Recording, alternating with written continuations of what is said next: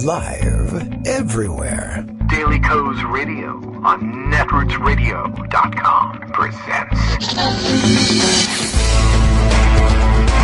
David Waldman. Kagro in the Morning Show.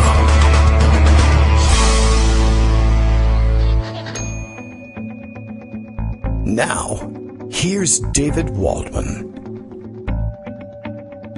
Hey, good morning, everybody. How you doing? It is Friday, May 17th, 2019. Just double checking, make sure it is the year I thought it was. Yeah, seems to be the case. Okay, Daily Coast Radio is live now. We have that announcement just in from Bill in Portland, Maine, and we can figure out what we're going to do for the day by reading his tweet. Here it goes. If you're really good, Kagro X. That's me, David Waldman. Hi.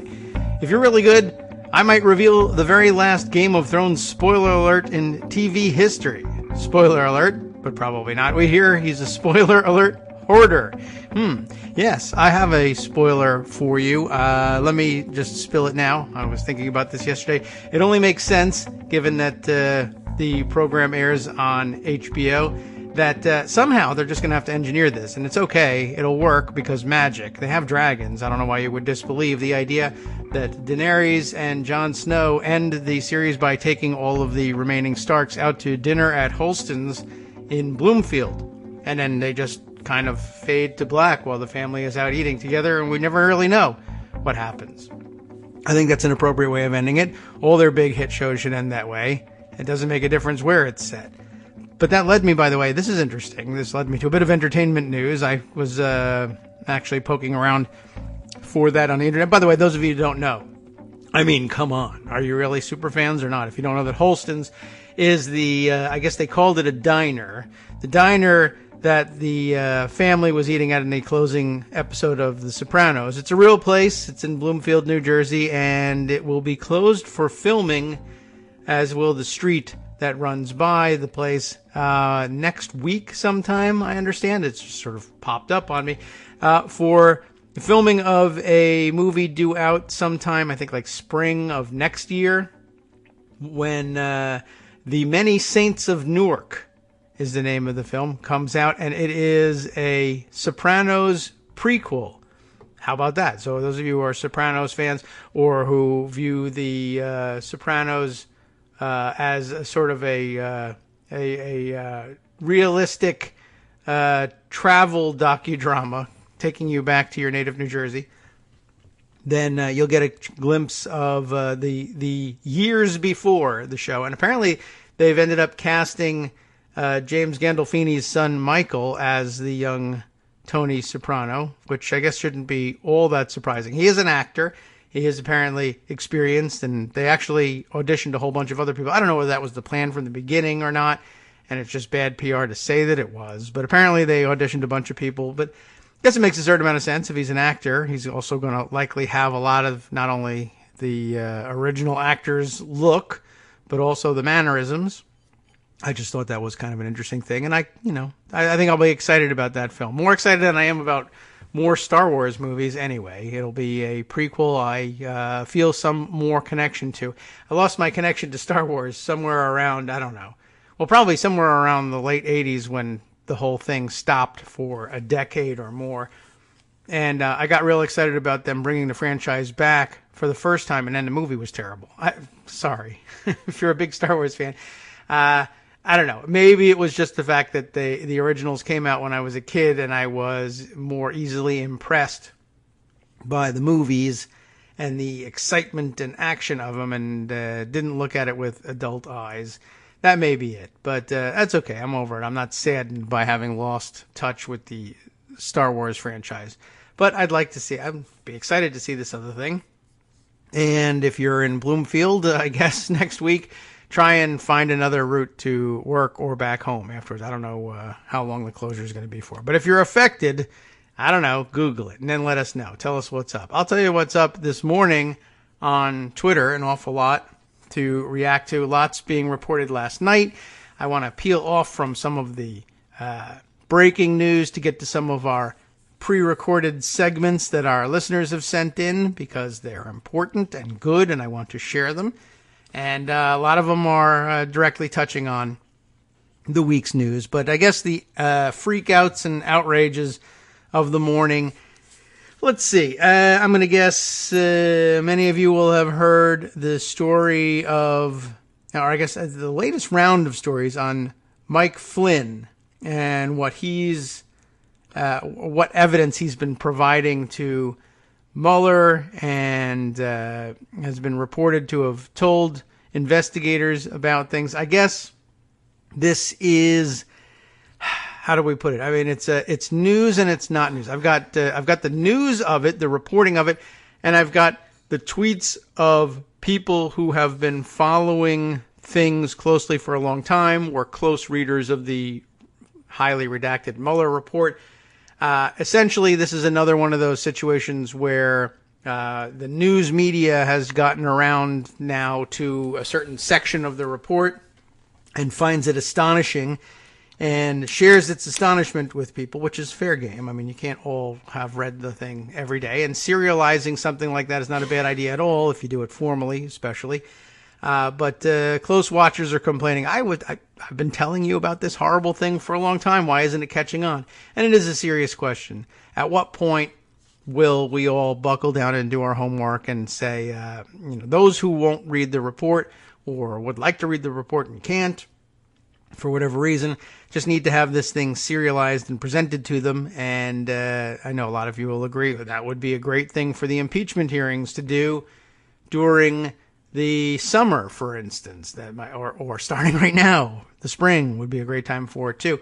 I understand several members of Congress did apparently sit down and try and read through the entire report in a YouTube live stream, and I still didn't watch that. So I guess it's a pretty tall order to try to get the rest of America to do it. Again, maybe animating the thing isn't the worst idea in the world. All right, I guess the story that's now bubbling up then, I guess we'll begin with the NBC News report that I saw a lot of people passing around last night. Flynn told Mueller that people tied to Trump and Congress tried to obstruct probe. That is the headline on a piece written up by Tom Winter, Adil Kaplan, and Rich Shapiro, if I've got their names correct. Let's see. So there was that. That was the headline subheader here. The communications could have affected the ex-national security advisors and notorious spies' willingness to cooperate, Robert Mueller wrote in court filings. So this is known, to make a Game of Thrones reference for you. Former National Security Advisor Michael Flynn told investigators that people linked to the Trump administration and Congress reached out to him in an effort to interfere in the Russia probe. That would be obstruction of justice, of course. According to a newly unredacted court papers filed Thursday. I've added an article in there without it actually being there, and I tried to recover in mid-sentence, but no. Otherwise, a newly unredacted piece of paper that was filed in the court on Thursday. The court filing from Special Counsel Robert Mueller is believed to mark the first public acknowledgement that a person connected to Capitol Hill was suspected of engaging in an attempt to impede the investigation into Russian election interference. The defendant informed the government of multiple instances, both before and after his guilty plea, where either he or his attorneys received communications from persons connected to the administration or Congress that could have affected both his willingness to cooperate and the completeness of that cooperation, the court papers say. Flynn even provided a voicemail recording of one such communication, the court papers say. Prosecutors did not identify any of the people who reached out to Flynn, but said the special counsel's office was in some instances unaware of the outreach until being alerted to it by the defendant.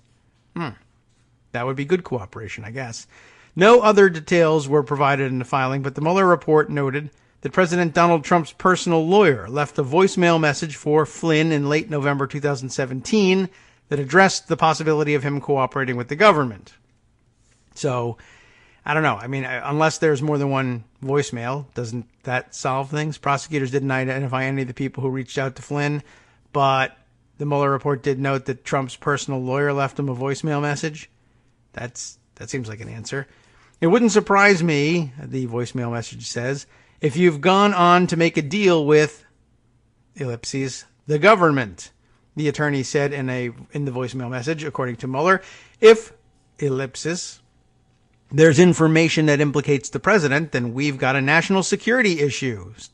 So, ellipsis, we need some kind of heads up, just for the sake of protecting all our interests if we can, ellipsis. Remember what we've always said about the president and his feelings toward Flynn, and that still remains, unquote. We have heard this, have we not?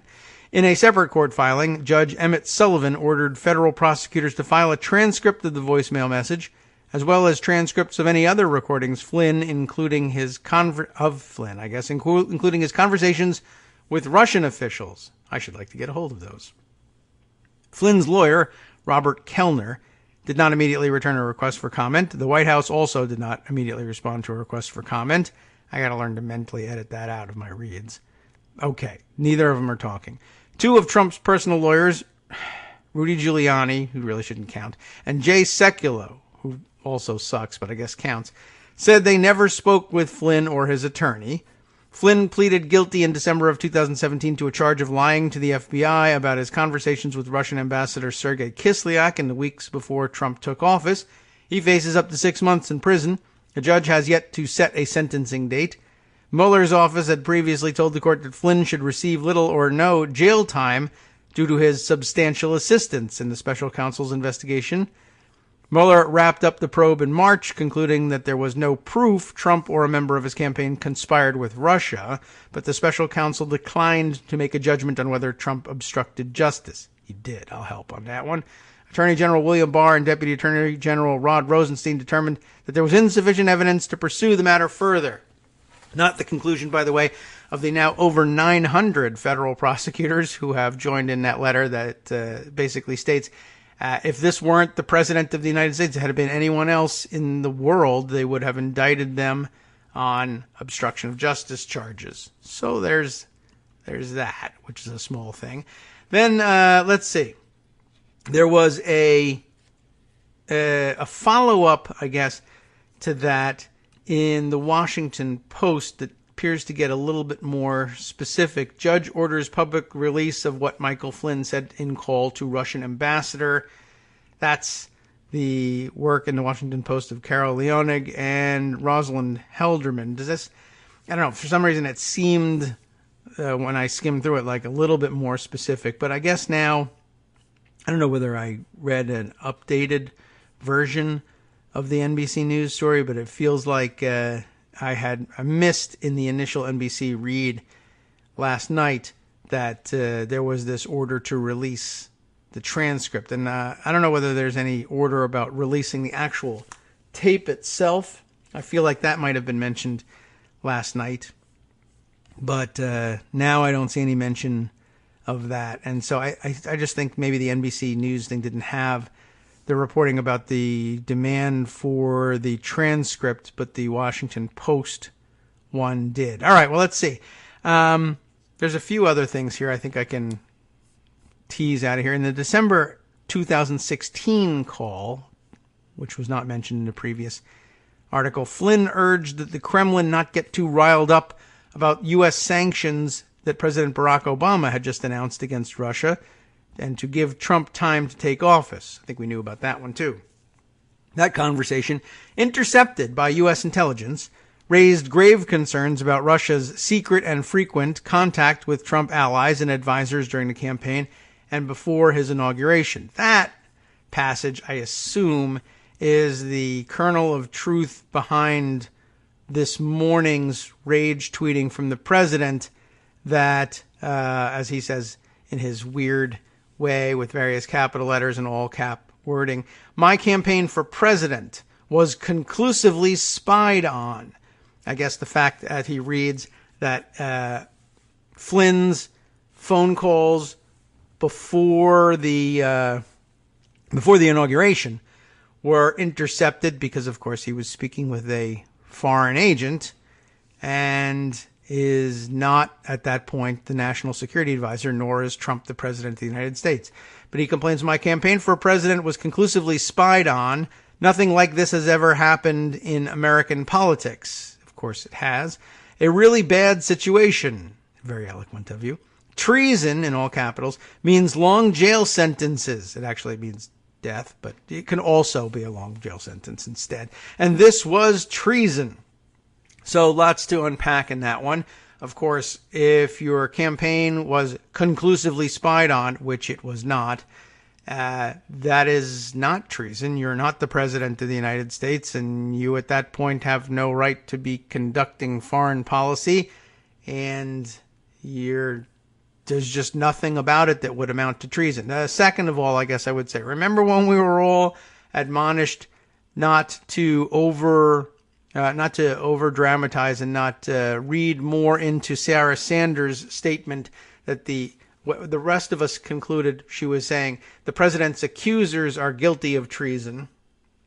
But then we were presented with at the time, a reasonable alternative reading, which the argument went, she was simply saying that it was outrageous to have accused the president of treason because it's outrageous because it's punishable by death, right? I don't know what makes that particularly unreasonable, but I guess we're all supposed to be, in normal times, we would all be astonished that a large portion of Americans are calling for the, arrest, conviction, and execution of the president. That would probably surprise most people. But once again, this has already been confirmed. Trump has made the same accusation before. So did Jeanine Pirro. Not that that matters very much in terms of anything, but they've made it abundantly clear that it is Trump's view that his accusers are the ones guilty of treason, and we can probably drop that pretense. You know what? Even if Sarah Sanders actually meant it that way, because maybe she is somewhat more cautious than the president, it's out of the bag now. The president, the man himself says it. So I don't think that there's any leeway any longer for the operative statement is now that Donald Trump believes his accusers are guilty of treason. So back to the Washington Post coverage of this Flynn flap, the latest one. In the second conversation, an attorney for Trump tried to learn whether Flynn had any problematic information about the president after Flynn's attorney signaled his client might begin cooperating with Mueller's investigators. That's the one we discussed in the previous one. Now, this one right here just says the attorney was John Dowd. So there you go. Then a private attorney for the president, according to people familiar with the episode. The special counsel was then threatening to charge Flynn with lying to the FBI about his call to the ambassador. Dowd's voicemail was scrutinized as Mueller's investigators probed whether the president engaged in obstruction of justice to try to thwart the probe and whether he deployed his aides to assist him. He clearly did.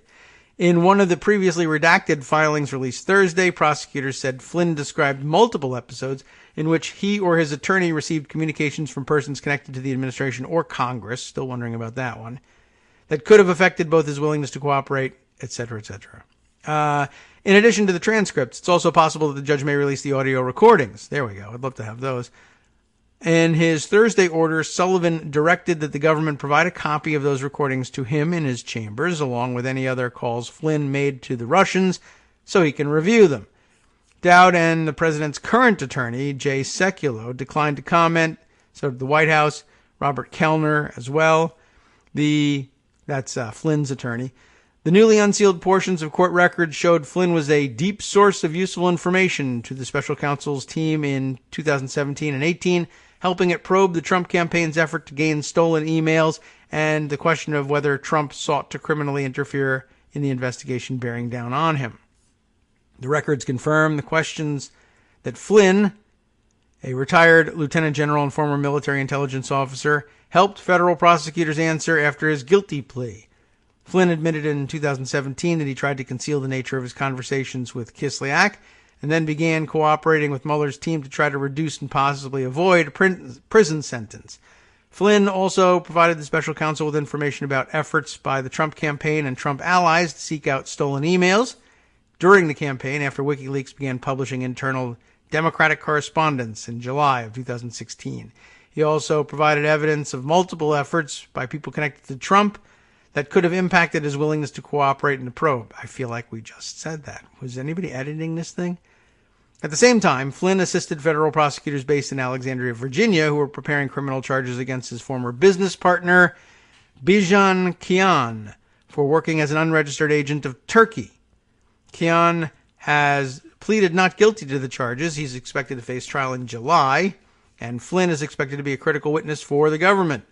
The new material echoes the Mueller report findings, but helps explain why prosecutors told Sullivan they had found Flynn's cooperation valuable and recommended he receive little or no prison time. That does seem interesting. Ultimately, Flynn opted to postpone his sentencing when Sullivan said he was distressed by Flynn's conduct and said he was inclined to give him prison time if he hadn't yet finished cooperating with the government. The Mueller team analyzed the Dowd call to Kellner and other allies' outreach to Flynn for possible obstruction of justice, but ultimately determined the evidence was inconclusive. Mueller's, or the evidence of Trump's intent, I guess we might as well be as specific as possible, was inconclusive. Mueller's team noted its inquiry was hampered because much of the conduct involved Trump's legal team, and concerns about attorney-client privilege limited the special counsel's investigation. Mueller's team noted in particular that in November of 2017, after Flynn withdrew from his joint defense agreement with the president, Trump's personal counsel, who was Dowd, left the voicemail for Kellner, urging for the heads up if anything implicated the president, right? Trump seemed particularly eager to convey his affection for Flynn after Flynn left the White House in the wake of reports about his calls with Kislyak. Former White House Chief of Staff Reince Priebus and former Deputy National Security Advisor K.T. McFarland told investigators Trump asked them to reach out to Flynn to check on him and tell him to stay strong, according to Mueller's reports. Why don't they just arrest this guy already and get it over with? All right. So, in the wake of all that, I noticed a series of tweets from Quinta Jurecic, whose name I hope we're coming close to pronouncing correctly, and her sentiments echoed by Marcy Wheeler. Basically, I'll just grab Quinta's tweet thread here and we'll take a look at it. She just has this to say and includes a link to a lawfare piece, I guess, as proof. FYI, she says all three documents, I think the filings that put forth the important content of the voicemail message and various other efforts to reach out to Flynn. All three documents were available publicly before this, just with more redactions. She is pointing to a lawfare entry, well, actually a tweet, which I guess leads to an entry. The lawfare tweet reads, document, court unseals documents in Flynn case.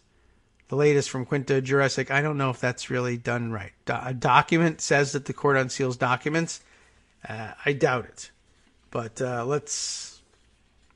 Can I open up to that article and just make sure we know what we're talking about here? That is... That's this one. The same one. The U.S. District Court for the District of Columbia has unsealed several documents in the Flynn case, and it's dated from yesterday. So she's talking about that. So let's go back to the tweet stream here, the tweet thread. And she continues to say, as far as I know, there are two new pieces of information here. One, just so we can get this straight. Arabic numeral 1. Flynn or lawyers were contacted by someone linked to Congress, possibly to influence his cooperation. We still don't have an answer on that. Devin Nunes or Richard Burr or who, what. Let's see, Arabic numeral number 2 here. Flynn was present for, quote, conversations with senior campaign officials, unquote, about reaching out to WikiLeaks after the Podesta emails were released. Okay. The voicemail, however, is not new. And I guess what she's doing here is saying, why is everybody freaking out about the voicemail from Dowd? She includes a link to one of her own tweets highlighting it from her review of Volume 2 of the Mueller Report, page 121. What screen has she? Yeah, she's just got a screen grab of the mention of the voicemail. and then says, if everyone wants to flip out over the voicemail, that's cool. It's completely egregious, and we should all have been flipping out about it before. It's just been publicly available information for the last month. And point well taken. It was out there. We did know it. And this is just one of those things that happens every once in a while in a news cycle. I mean, it's why we are frequently saying things like Daily Kos Radio, or Daily Kos itself, is like getting the newspaper early. I only say it's like getting the newspaper early because, of course, I anyway, only have this information because I've read it in a newspaper. So the newspaper has beaten me to it. Yes, with the niche we serve here, Quinta included. Not that she's doing it at Daily Kos, but she's doing it at her own blog. The niche that bloggers in general tend to serve is taking those initial reports, parsing them, slowing it down, taking a look at it, really reading through it thoroughly, and commenting on the minutia in ways that newspapers can't afford to do. They need to be constantly refreshing their scoops and moving on to the next thing. And it limits their ability to drill down into these things. So although we discovered it thanks to their initial reporting, we then find that newspaper reporters in general forget about the details or leave them aside and move on to the next thing for whatever reason. And then in going back and reviewing their notes and rereading things, which is a good thing, and we're glad that they do that, that's important, by the time they get around to highlighting the really, truly egregious parts, for instance, of what we learned in the report, most of the audience, it works because they either didn't read it or they forgot about it. And then some small portion of the audience that read it diligently and talked about it in minute detail says, well, duh, of course, everybody read it. You reported it weeks ago. How could you have forgotten about it? So a little bit of a weird phenomenon that happens in the traditional media and press. Oh, well. Hi, it's me, David Waldman, your host for Kagro in the Morning, with a brand new interruption to say thanks to all of you who support the show. Remember when I told you that our average monthly donation was about $7, for which you were getting 2 great hours of news and entertainment 5 days a week, and how that came out to about 70 cents an hour? That's a pretty good deal. Except it's wrong. The math actually works out closer to 17 cents an hour. It is hard to beat a deal like that, and even harder to send your kids to college on it. Thankfully, Patreon.com makes it easy to make that work. Patreon, Patreon.com, is the simple, secure way to make recurring monthly contributions to support our show. Just search for me or the show name on the site, and they make it easy to crowdfund the show so that the power of our numbers can keep the show going for just a few bucks a month. Once again, thanks so much for all your support.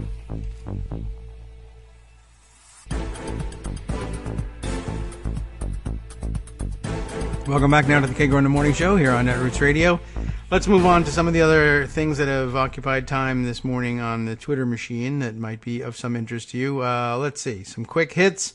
Look, it turns out that the President of the United States doesn't know what he's talking about on tariffs, once again.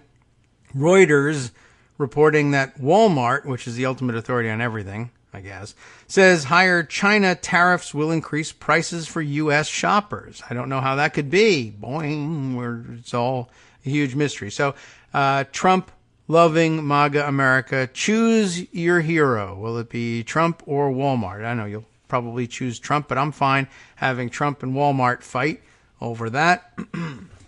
I mean, I think we have to say Walmart's probably right on that one, and I don't know how they're going to resolve that. But they don't need to resolve anything in order to continue existing as deplorable people, and they're all the more deplorable for ignoring reality. So what's the big deal? Speaking of ignoring reality, Hunter called it a couple of days ago. There's no such thing as the Hatch Act anymore, and you can do whatever you want if you are in the Donald Trump administration.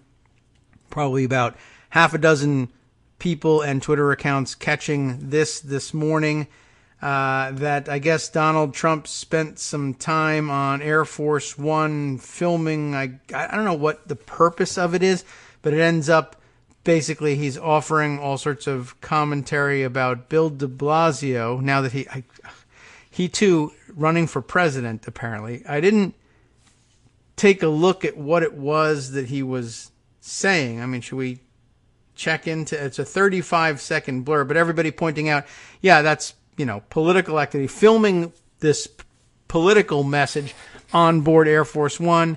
Violation of the Hatch Act. Yes, that means that they should have to reimburse the government for this travel out of the campaign account. They might even one day actually do that. People sort of just pay those off, blow them off as fines all the time.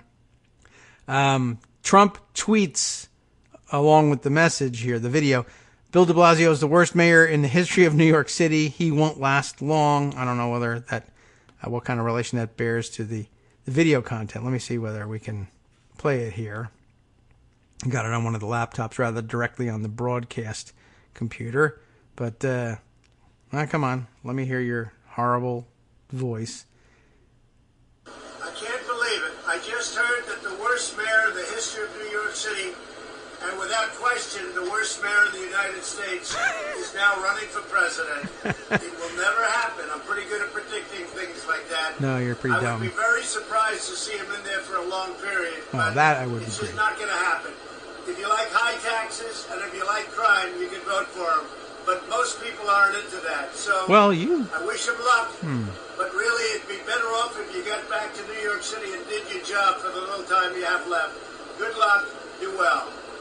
Okay, that's an interesting mixed message. I don't know. I'm not so sure whether I care. At this point, of course, it's the least of our problems, whether or not it's a Hatch Act violation.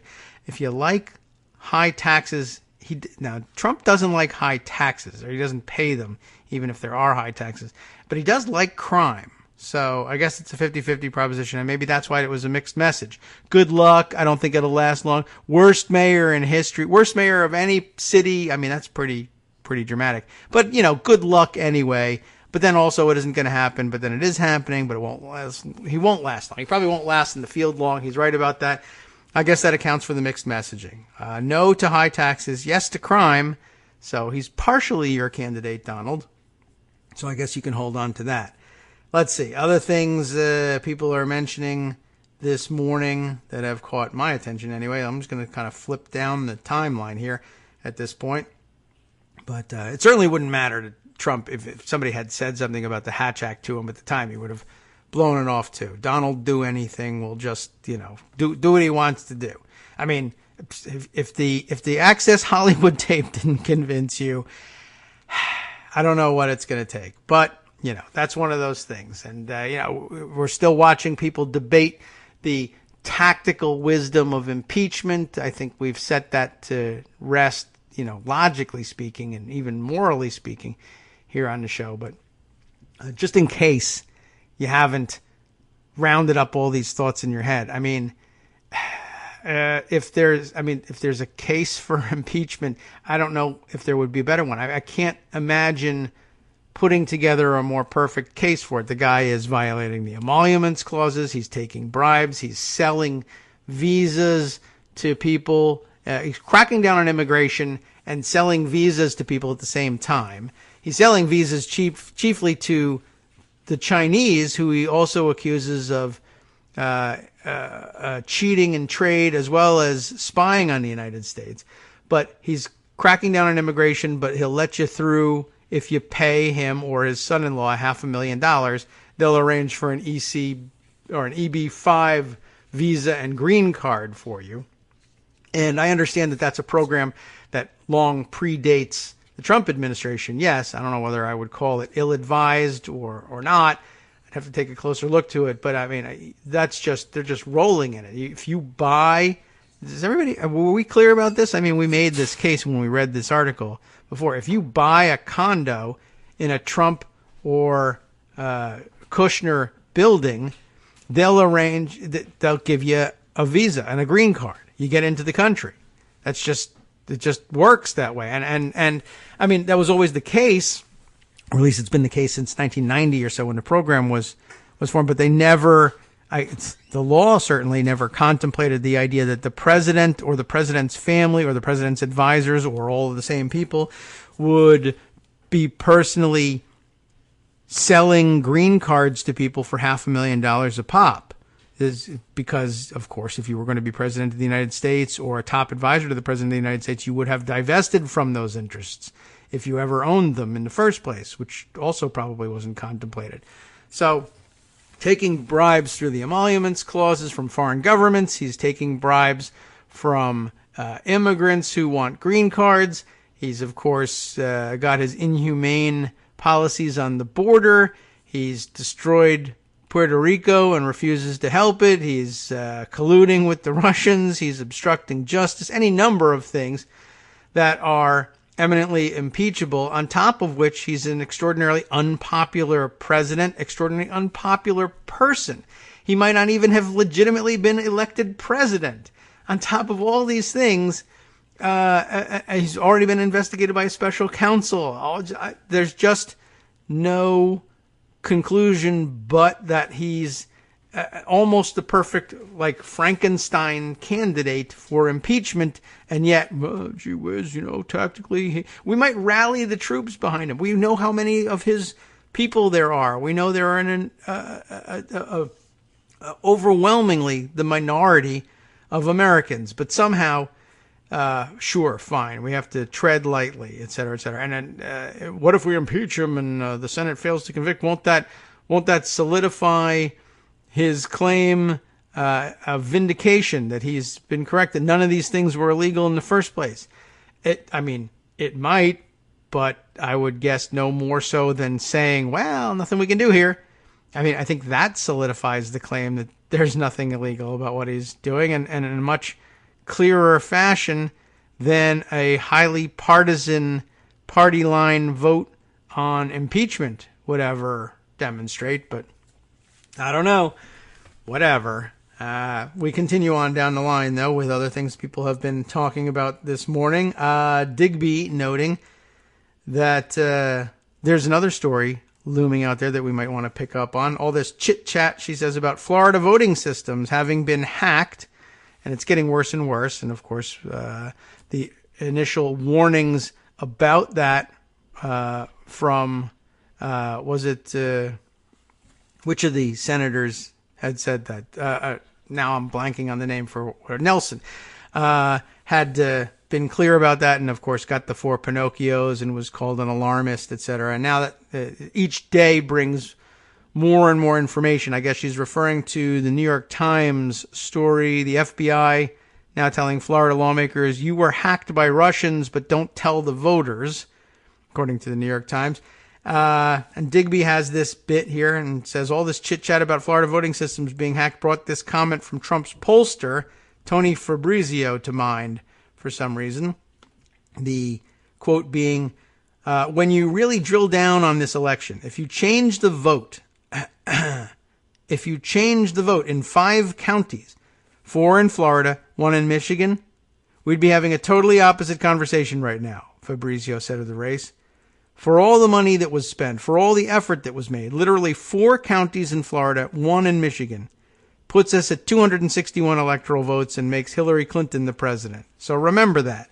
And, of course, we were reminded of that early on when the fashion was to say, what a brilliant campaign by Donald Trump and what a terrible campaign by Hillary Clinton, because outcome. And yet 4 counties go the other way. 4 counties go the other way, and it's a brilliant campaign by Hillary Clinton, although I don't know if anybody ever gives her credit as running a brilliant campaign. Of course you beat Donald Trump. He's a clown, and you were Secretary of State and a senator and all of this. It's a natural conclusion. Well, anyway, we forgot about that for some reason. And, sounds like an important piece coming out of the New York Times. I think we should take a look at it. I don't know whether I've hit my limit this time or not, whether it will display the whole thing for me. Let's take a look. Got to get a pop-out out of the way. Patricia Matzi wrote this one, and it begins, a state line down in Miami. The governor knows. The state's congressional delegation knows. The FBI knows. The Russian hackers certainly must know. Almost everyone, it seems, has been told which Florida voter registration systems were breached during the 2016 presidential election, except for the voters whose information was targeted. Elected leaders in Washington and Tallahassee want to tell them, but they say they can't. The FBI has kept the information classified, refusing to publicly identify the 2 counties where Russian hackers had access to voter data that could have allowed them to wreak havoc for voters on Election Day. On Thursday, the FBI faced a torrent of bipartisan fury, yay, bipartisan, from Republican and Democratic lawmakers in Florida who, one after another, denounced the federal agency's lack of transparency, calling it unacceptable that it has taken 3 years for the authorities to reveal to them which counties were hacked. I don't know who the hell they think they are not to share that information with us. Representative Matt Gaetz, a Republican from the Panhandle, said in a news conference on Thursday after the Florida delegation met behind closed doors in the Capitol with officials from the FBI and the Homeland Security Department. Now that they know, Florida officials are prohibited from sharing the details with voters. Adding to the lawmakers' anger were worries about what the hackers did once they gained access to the voter rolls. FBI officials told lawmakers that they had no evidence any data had been altered, but they could not say with certainty that no manipulation had occurred, said Representative Debbie Mucarsel Powell, a Miami Democrat.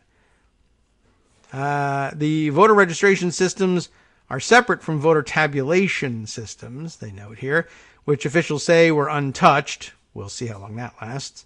Voter rolls are public information in Florida, but access to the registration data could have allowed the hackers to delete or add voters, cancel their mail-in ballots, or alter their party affiliation.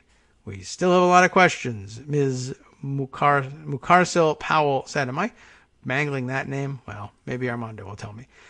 Tucked in the Mueller report last month was confirmation that the FBI had determined that a Russian military intelligence unit known as the GRU had breached at least one Florida county government during the election. That revelation prompted members of Congress to request Thursday's briefing. Its importance only grew after Governor Ron DeSantis, a Republican, disclosed on Tuesday that after his own briefing, that two counties had been hacked. The governor added a note of exasperation that the FBI had required him to sign a non-disclosure agreement, how annoying, to receive the classified information. Identifying the 2 counties has become Florida's political parlor game du jour, with the state's 67 election offices offering varying degrees of denials that they were breached to local and national news outlets. Lawmakers said on Thursday that the FBI told them the intrusion came through a spear phishing email, as elections officials had earlier suggested. FBI officials said the names of the hacked counties should remain classified because identifying them could tip off the Russians to law enforcement sources and methods. That argument did little to quell the politicians' frustrations, given that the Mueller report has been public for weeks, and now the governor and almost every federal office holder in the state knows the names of the 2 counties. The Russians know we know, said Representative Stephanie Murphy, Democrat from the Orlando area. The only people who don't know are the American people. Oh well. In a statement earlier this week, the FBI said it continues to work with state and local and federal officials to proactively share information in a concerted effort to protect elections networks in Florida and across the country from adversary activity. Adversary. Not adverse activity, but adversary or adversary activity. The FBI noted the 2 counties of the breach notified the... Okay. So the counties know. As part of the agency's victim notification protocol, several lawmakers said, as part of that protocol, the FBI does not publicly identify victims to maintain productive working relationships with them. But lawmakers took issue with the notion that the election supervisors were the victims as opposed to the public. It's the voters that are the victims, said Representative Michael Waltz, a Republican from St. Augustine. And that's a good view of it. Without knowing which counties were breached, voters can do little to hold election supervisors, who are elected officials in all but one Florida county, accountable for taking the necessary steps to prevent a similar hacking in the future, the lawmakers said. The FBI assured the lawmakers that the computer systems in 66 of 67 counties in Florida are now equipped with Albert sensors. I don't know what that means, but let's find out. Devices affixed to networks to detect cyber intrusions.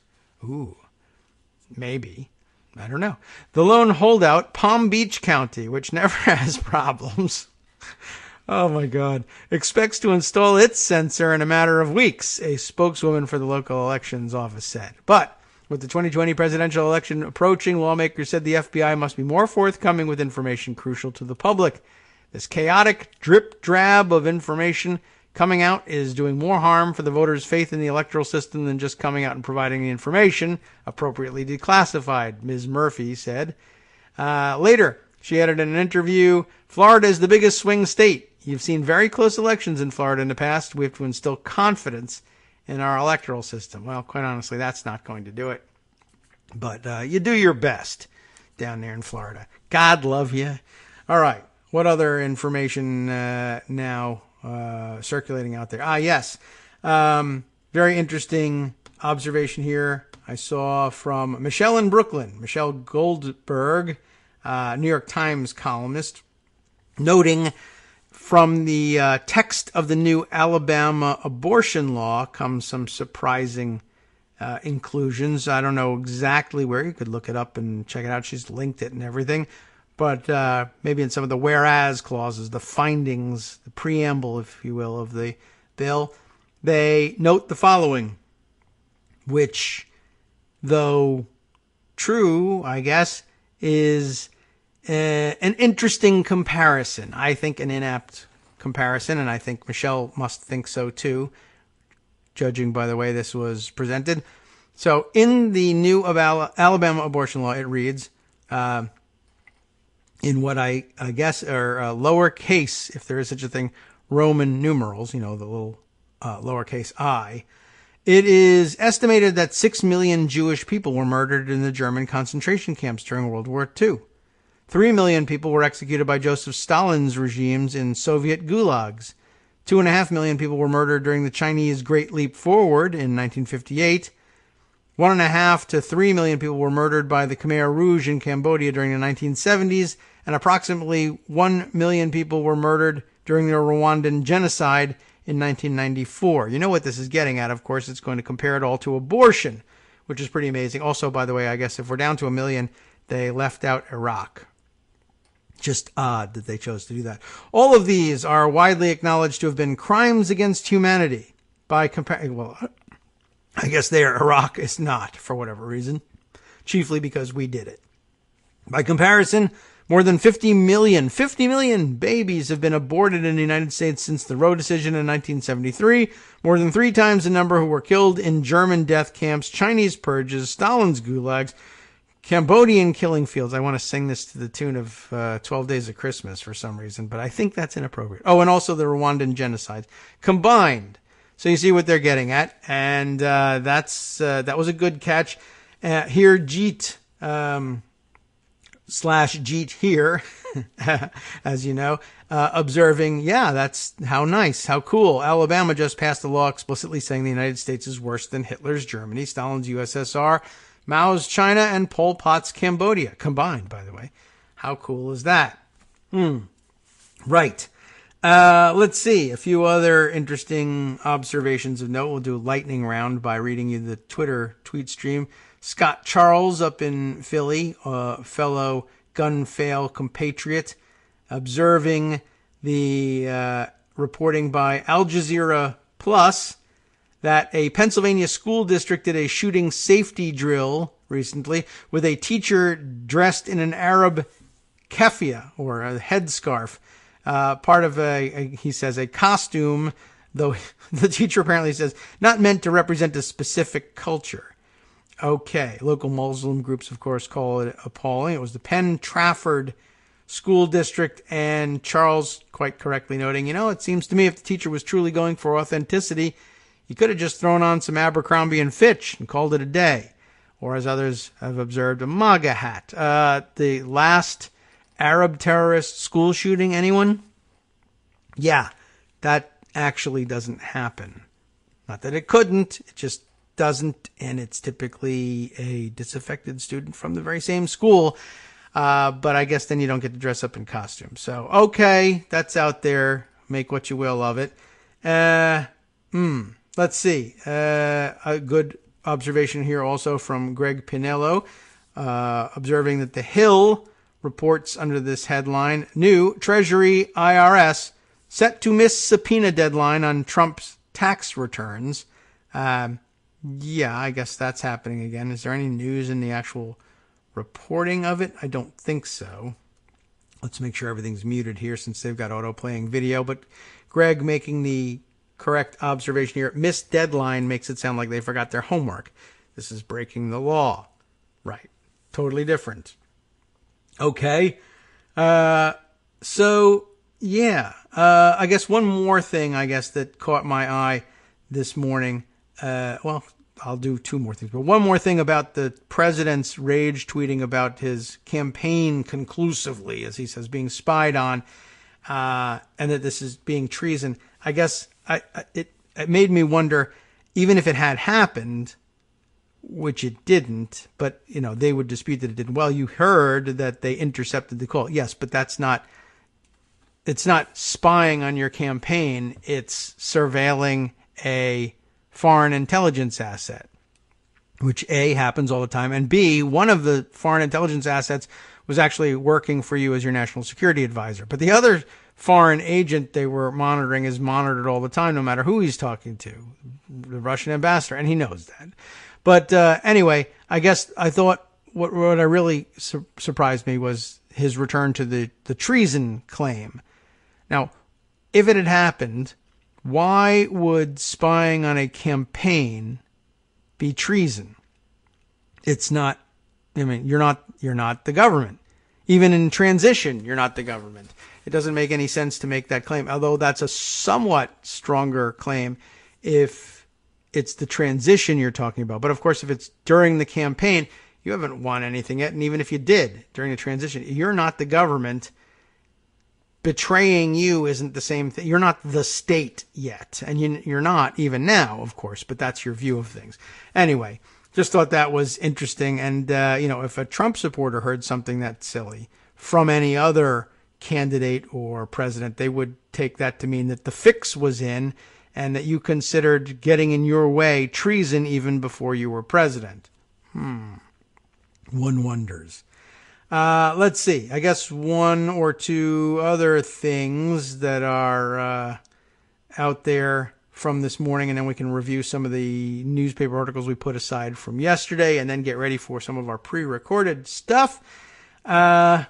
This exchange that Dean Barker called out here between Senators Chris Murphy and Brian Schatz of Connecticut and Hawaii, respectively, replying to a Rebecca Bauhaus tweet that says Trump told aides including his defense secretary. Does he have one? I think he still got, did they confirm that guy eventually? I don't even remember. Trump told aides, including his defense secretary, that he doesn't want tensions with Iran to lead to war. That would be nice. And instead expressed interest in a negotiated solution. So did the Iranians. Even if that means speaking to the Iranians directly. Gasp. Well, Chris Murphy noting, gee whiz, talking to the Iranians directly. I have no words for this, I guess. Brian Schatz saying, he should probably put together a global coalition that forces Iran to the table and negotiate a deal that ends Iran's nuclear program, complete with comprehensive inspections from the International Atomic Energy Agency, IAEA. Chris Murphy, of course, responding, but I would want that deal to force them to shut down their path to a plutonium bomb, end weapons-grade enrichment, get rid of their uranium stockpile, and also the inspections would need to go anywhere, even military sites if needed. But all that's not possible, right? Of course, that being the original Iran nuclear deal that he campaigned against and tossed out. Schatz, of course, knows exactly what they're talking about. That seems like a reach. But man, that would be an enormous diplomatic achievement. It would make Israel, the region, and the world safer. And Chris answering, Brian, I just did some quick online research and I have big news. Yeah, it's pretty incredible, don't you think? It's crazy out there. All right. Let's see. Almost on our break here. I guess I want to at least mention, if not actually read through the whole thing. Yeah, well, boy, I think maybe we should read the whole thing. But perhaps when we come back, big piece in the Washington Post about, I guess, President Barbie's dream house play with the dolls guy is back. In more fabric swatch news, apparently Trump has spent a great deal of his time dithering over the most minute and stupidest details of his much dreamed about border wall. Of course, he campaigned the whole time. It's going to be a big, beautiful concrete wall. I know what I'm talking about, blah, blah, blah. Anyway, the concrete thing is gone, and he's now moved over to slats, as he calls them, bollard fencing, which is actually harder to break through, easier to maintain than concrete. Though apparently, according to the Washington Post reporting, they wasted $3 million making concrete prototypes to show him because he demanded it. And I think they got something out of the prototypes too. They could show him why it's ineffective to build the thing out of concrete. But he's back to micromanaging the aesthetic details of things. And he apparently has come to the conclusion that one, he sees a border wall and he wants to paint it black. Yes, you can sing that if you want to. And that it should have big giant spikes on the top. That it should be a black spiked fence, a little bit like, I don't know, I guess maybe he drew some inspiration from looking out the window of his current residence and saw spikes on top of a black fence and said, aha, I've got it, spikes on top of a black fence, because nobody ever jumps the White House fence. That's what we've got here in the Washington Post. Trump wants his border barrier to be painted black with spikes. He has other ideas too. Nick Miroff and Josh Dawsey put this one together, and it's well headlined. We'll see. Maybe when we come back from things, we might read through a little bit of it. But the gist of it, maybe we can save some time and move on to some other things. What I took away from all this was that he was, as usual, spending far too much of his time, dithering over these stupid details, like what color they would paint it. And by the way, he has his reasons. If it's painted black, he says, out in the desert sun, it'll become so hot that people won't be able to climb it without burning their hands, which may be true. But again, the cruelty being the point. Also, the spikes. Apparently, he spent some time graphically describing how badly it would cut people's hands. What a humanitarian. President of the United States, ladies and gentlemen.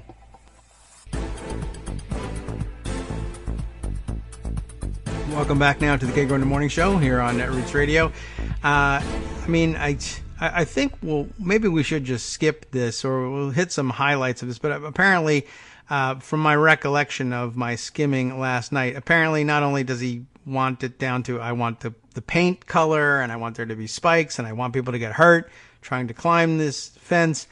He apparently has also been in the habit of telephoning the head of the Homeland Security Department, Kirstjen Nielsen, well, it was her, and I guess whoever's there now, in the middle of the night, basically to discuss, what the color do you think? Should we paint this thing, and should it be spiky? And going over little demands that he has about this thing. Of course, it should be higher. They showed him a prototype that had, gates every so often to allow vehicles to get through, and that's actually supposed to be an important design feature. Too many gates, and the gates are too wide. So he wants all of this stuff changed, and he's bothering people in the middle of the night, including the head of the Army Corps of Engineers, who he just summons to come to the White House to discuss dumb crap at all hours. Just pretty much what you'd expect from Trump. Let's see. But some other good points actually being elicited in the article. One, Trump's changing tastes are potentially driving up the price. He remains adamant that the barrier should be painted black, despite warnings that it would significantly increase construction costs and maintenance budgets. Here's the good point. Once you paint it, you always have to paint it. You have to keep it painted. I guess you'd let it go to pot, but yeah, adding a layer. That's a lot of paint for several thousand miles of fencing if they ever actually got around to doing something like that. So anyway, let's see what else. Before her removal from DHS last month, Nielsen had, quote, very specific meetings on the wall project. Another administration official said she thought the president's acute interest in the barrier's appearance became a distraction from more pressing border issues, the official said. Nelson did not respond to a request for comment for this story, of course.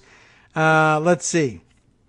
More nonsense about how I want during the campaign. The wall's going to be beautiful, yada, yada. Let's see. What else? So some interesting stuff about making it tamper-proof. He continued to insist on speeding up construction, blanching at suggestions from aides that it would take many years, according to former administration officials. Trump frequently delved into the minutia of contracts and suggested that some of his friends in New York would have ideas on how to build it faster, officials said. I doubt it. At periodic meetings to update the president on construction progress, sometimes held more than once a month, Trump asked questions about how border crossers might be able to cut a hole in it or dig under it or climb over it, in the words of a meeting attendee. Okay, I mean, I guess that's a thing. And, of course, his answer to it is build it higher. And I guess that's a thing. Any more things that we want to bring out here? I mean, other than, again, the astonishing fact that he's been very open and graphic about how much he wants people who are trying to get over the fence to get hurt is really pretty astonishing. All right. Let's see.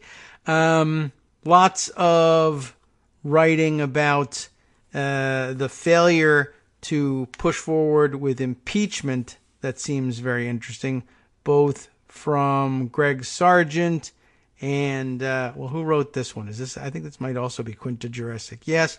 And Brian Beutler also on that beat. We could probably occupy the rest of the day with just reading their pieces. But, I think, though they do make some good points, some different from the ones we've made already. If we get back to it, we get back to it. But if we don't, maybe that's something you want to skim over the weekend.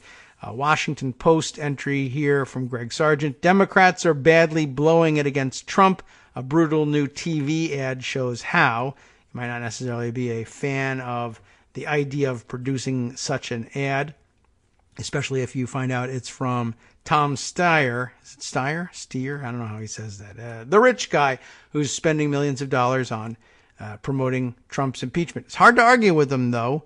I know some people would rather have him spend the money on, let's say, securing a Democratic Senate or something like that. And that would be good, too. But I don't know. I mean, increasingly, it looks like possibly a necessity that people are going to have to be convinced that impeachment is necessary. And unfortunately, it ends up putting him in the position of attacking Democrats with ad spending.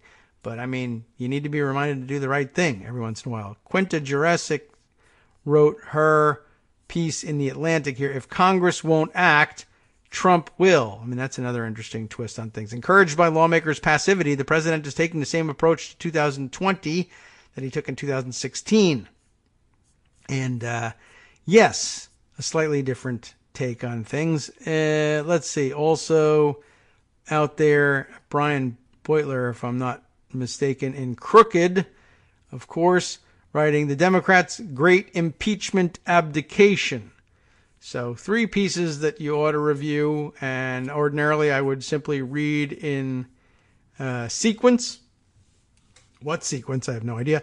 But which would then leave me without time to review a couple other important matters still looming out there. Let's see. 1 or 2 more things that I definitely want to mention before moving on. One, Wired has a piece. Let's see who wrote this one. Lily Hay Newman. Hey Newman wrote this piece. How hackers broke WhatsApp with just a phone call. Well, that would be interesting. It might get highly technical. Is it a long piece? I don't know, but I want you to be aware of this one because WhatsApp, of course, is the supposedly encrypted messaging service that Jared Kushner apparently keeps getting caught using for official purposes in his discussions of God knows what with God knows who, whether it be Russians or Sauds or others. I know that it's been brought up in the context of his communication with folks in the Middle East, with his working on that whole Middle Eastern peace plan and whatnot. But apparently it was hacked, and therefore that means it's hackable, and therefore that means that Jared Trump's use of it has put national security information at risk every bit as much as, oh my God, what about her emails, Hillary Clinton? But whatever, I guess we won't talk about it because we're busy talking about everything else that is horrible about this administration. So there you go. I think this one's actually a pretty quick hit. We might be able to get the gist of how it happened. You've heard the advice a million times. Don't click links on suspicious emails or texts. Don't download shady apps. But a new Financial Times report alleges that the notorious Israeli spy firm NSO Group, we've heard their name was being used by the Trump folks in the past. Well, they developed a WhatsApp exploit that could inject malware onto targeted phones and steal data from them simply by calling them. I hope they don't have Jared's phone number there in Israel. The targets didn't need to pick up to be infected, and the calls often left no trace on the phone's log. But how would a hack like that even work in the first place? I don't know if it's real or not, but there you go. WhatsApp, which offers encrypted messaging by default to its 1.5 billion users worldwide, discovered the vulnerability in early May, and released a patch for it on Monday. The Facebook-owned company told the Financial Times that it contacted a number of human rights groups about the issue, and that exploitation of this vulnerability bears all the hallmarks of a private company known to work with governments to deliver spyware. In a statement, NSO Group denied any involvement in selecting or targeting victims, but not its role in the creation of the hack itself, which of course tends to hint at the possibility that Jared wanted that developed. Please don't spy on me or let your spyware out in the wild and allow someone else to spy on me. Let's use it on people who would be getting in my way instead. We'll see whether they manage to keep that particular virus contained. So-called zero-day bugs, in which attackers find a vulnerability before the company can patch it, happen on every platform. It's part and parcel of software development. The trick is to close those security gaps as quickly as possible. Still, a hack that requires nothing but an incoming phone call seems uniquely challenging, if not impossible, to defend against. Or even to imagine, really. WhatsApp wouldn't elaborate to Wired about how it discovered the bug or give specifics on how it works, but the company says it's doing infrastructure upgrades in addition to pushing a patch to ensure that customers can't be targeted with other phone call bugs. Remote exploitable bugs can exist in any application that receives data from untrusted sources, says Carsten Knoll, chief scientist at the German firm Security Research Labs. That includes WhatsApp calls, which use the voice over internet protocol to connect users. VoIP applications have to acknowledge incoming calls and notify you about them even if you don't pick up. The more complex the data parsing, the more room for error, Knoll says. In the case of WhatsApp, the protocol for establishing a connection is rather complex, so there's definitely room for exploitable bugs that can be triggered without the other end picking up the call. VoIP calling services have been around for so long that you'd think any kinks in the basic call connection protocols would be worked out by now, but in practice, every service's implementation is a little bit different. Knoll points out that things get even trickier when you're offering end-to-end encrypted calling, as WhatsApp famously does. While WhatsApp bases its end-to-end encryption on the Signal protocol, its voice-over IP calling functionality likely also includes other proprietary code as well. Signal says that its service is not vulnerable to this calling attack. According to Facebook's security advisory, the WhatsApp vulnerability stemmed from an extremely common type of bug known as buffer overflow. Hope that makes sense to some of you. Apps have a sort of holding pen called a buffer to stash extra data.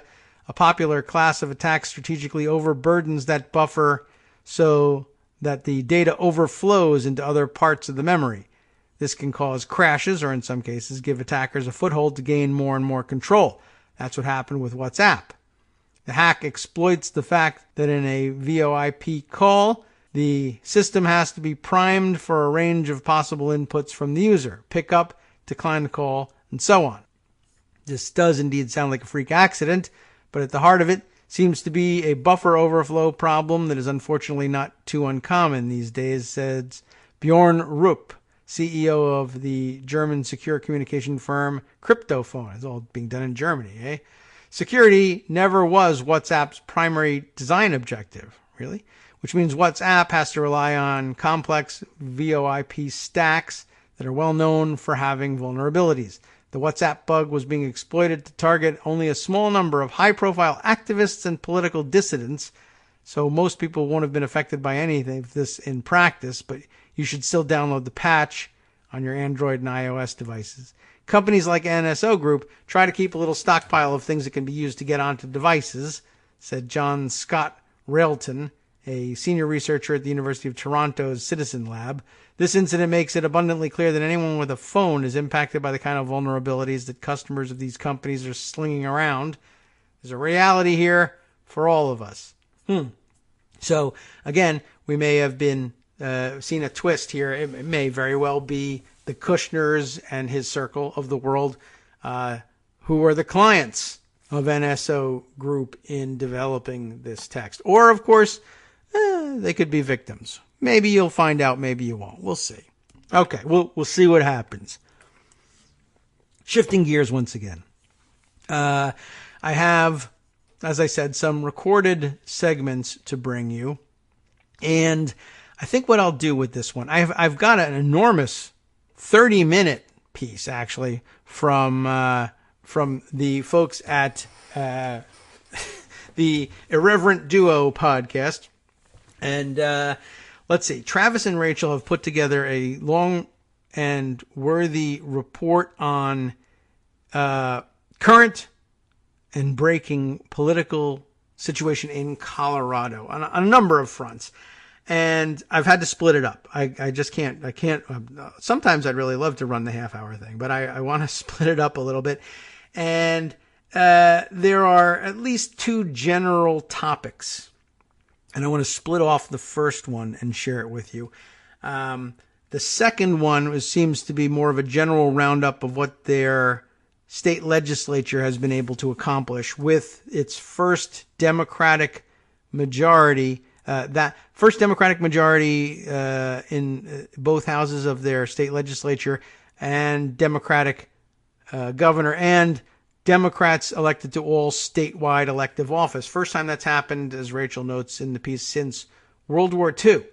And discussing some of the better and, unfortunately, some of the worst things that they've been able to do with that majority. But the first part of it addresses something we touched on lightly the other day. From after their latest school shooting, very close on the heels of the school shooting, they had the vigil within a day or two for the victims of the shooting, and there were students who walked out. You remember we discussed this when they became upset by the fact that a couple of elected officials had showed up and done a little politicking at the event. Of course, the politicking was framed around gun safety legislation, so they doubtless felt like they were safe in bringing that up at the rally. But the objection was, at least part of the objection was that the politicking, while necessary ultimately, didn't belong at the immediate day after vigil. That there are certainly rallies that can be held with the explicit intent of discussing the political aspects of this or any other shooting, with the full knowledge of people, knowing what they're getting into going there. But this apparently struck a nerve with a number of students and other locals. Also, I guess, coupled with the fact that there weren't any students or affected families or victims' families asked to speak. Now, not to ask any of them to speak, not to ask. They could decline, of course, and I'd understand why they would, but not to ask them to speak at a vigil seems like an enormous oversight. And I guess at the heart of the objection was the impropriety of holding a vigil and making it exclusively about the elected officials who wanted to come and campaign. And I understand that. And Rachel and Travis make an extraordinarily strong case about that, and I'll share it with you. And that would, I guess, you'd have to count that as criticism of our initial reaction to this thing as well. Let me get it rolling, though. Otherwise I might run out of time. Now that I think, let me checking the clock here. Yeah, I think we can just about make it. Let me roll it, and we'll see what we're talking about here. Good morning, Kagro. We are going to talk about some stuff here in Colorado. What do you want to get started with? I mean, I think we should talk about the national news that Colorado had yet another school shooting this week. Yes. I'm going to have to pause it just for a second to let you know ahead of time. I had to heavily redact Rachel in this one, understandably so, but I just have to apologize not letting her free form it on this one. On her own podcast, she can. It's this STEM school in Highlands Ranch, which is in Douglas County, the most affluent county in the state. And these two students came in and started shooting. An interesting fact that the media is not really talking about is that there was a labor dispute over the school resource officer. Yeah, I saw that. And so they decided not to renew that contract in the 2018-2019 school year. So there was no school resource officer at the time of the shooting. There was a security guard, though, and there's an investigation into the possibility that he may have injured students by shooting. Correct. That a bullet went off and actually hit a student. This is really hard for us, like we live here, and people I work with had kids that were in that school, and we just can't stop being in the news for shootings in Colorado, and it's fucking heartbreaking. And the really extraordinary news out of all of this is a couple of things. One, so 8 students were injured. 1 student was murdered. And the reason that while extraordinary and horrifying, is so low is that the students themselves attacked the shooters. Mm-hmm. The student who died was one of them. He just sort of hurled his body at one of the shooters and was shot and killed. But the result of the actions of a couple of students who attacked the shooters is that only 1 person died and 8 people are injured. And so when the NRA tells you that only good guys with guns can stop bad guys with guns, a bunch of middle schoolers stopped... high schoolers, in this case. Middle and high school stopped bad guys with guns by hurling their literal bodies at the shooters. Mm-hmm. I think a bunch of hay is going to be made about how one of the shooters happens to be a transgender man.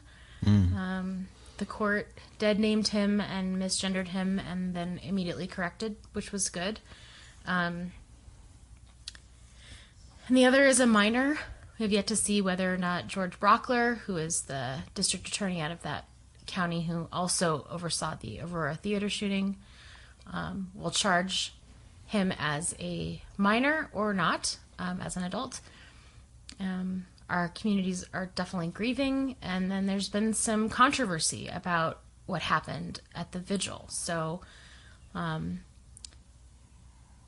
after the shooting, I think it was the day after, there was a vigil that was held at the school, and it was supposed to be like this interfaith vigil honoring the survivors and the dead kid.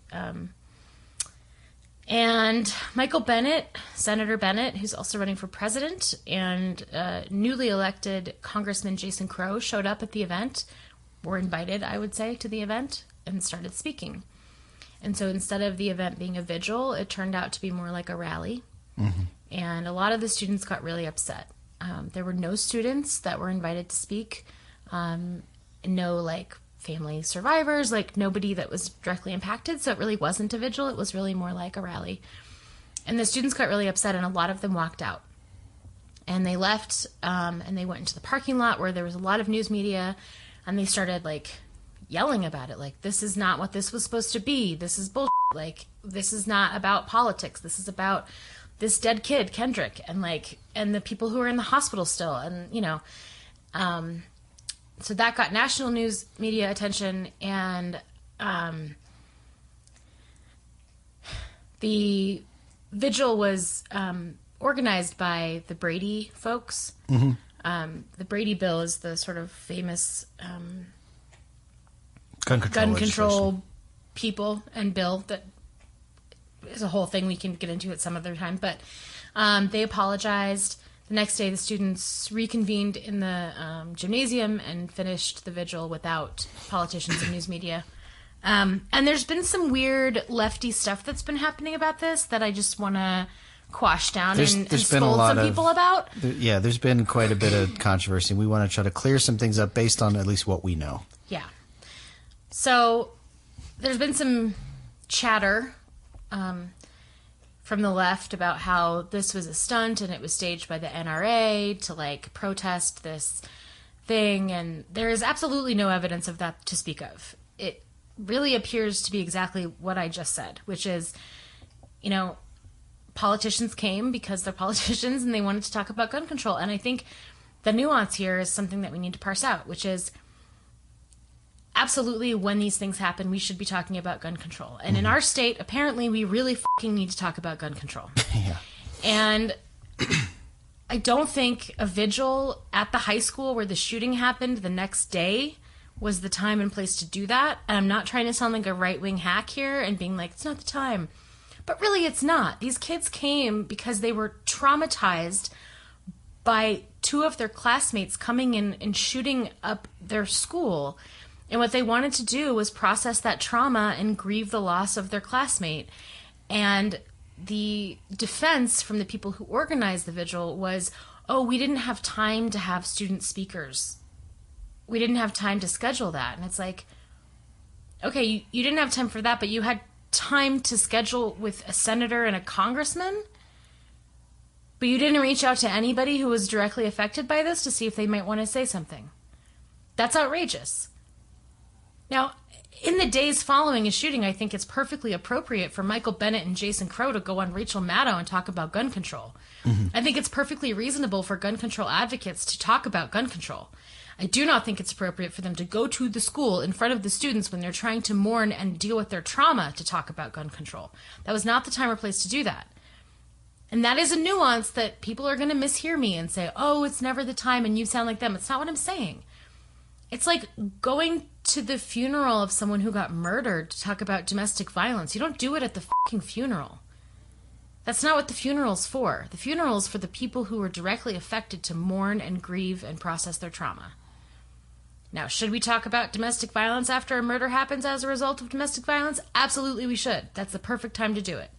Maybe just not at the fucking funeral.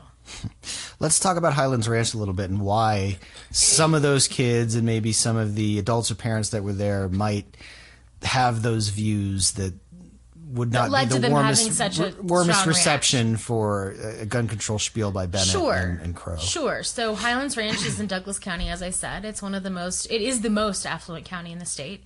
And conservative. It's very red. They definitely are not in favor of gun control, and they vote Republican pretty overwhelmingly. And I think I do not want to paint these kids as being political in this moment, because I don't think that they were. But I think that probably a lot of their parents have strong views about the Second Amendment that they've heard, and I think it might have been particularly offensive to them to have, because they may hold the same views as their parents, as most of us did in high school. Not me, but most of the people I knew didn't really start critically thinking about politics or policy until after they didn't live with their parents anymore, you know? And so they may hold those same views, whether they continue to hold them into adulthood or not. And it may have been particularly offensive to them to have two very liberal Democratic politicians at a federal level come into their community and start talking about the need for gun control. So I do think there's a little bit of a political aspect to it, but I'm certainly not saying that the kids had any, they had an absolute right to be offended by what happened. And it was a real bad look for Democrats in this state especially. And we're going to talk a little bit about what the bright blue political apparatus in Colorado has accomplished in their first legislative session. And some of that's about gun control, and we're going to talk about some of the backlash about that. But this was a bad move. Well, I got to interrupt at this point, and it looks like, you know what, I think I might have to in order to get our outro music, I might have to unpause that thing. We may have to start over, but I want to head out here before the break just by saying, I want to address some of what was in there. I don't know whether I need to let the last minute or so roll on the other side of things, or whether I'd be able to even line that up or not. We'll be right back after a 2-minute break, figuring it out.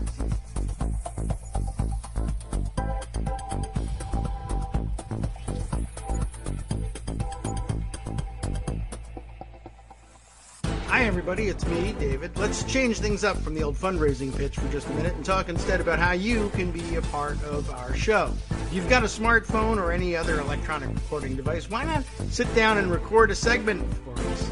Read us an important article and give us your take. Or read one of your own original essays, or even just give us your commentary on something you'd like to share that's important to you. Then send the file to me at kagrox@gmail.com, and I'll try and work it into the show. Short segments, a few minutes in length, are easiest to fit in. And of course, I can't always guarantee that I'll be able to play everything, but if you've ever shouted at your radio or TV about something you wish was being covered, here's your chance to change that. Make the show your own. Send your submissions to me at kagrox@gmail.com.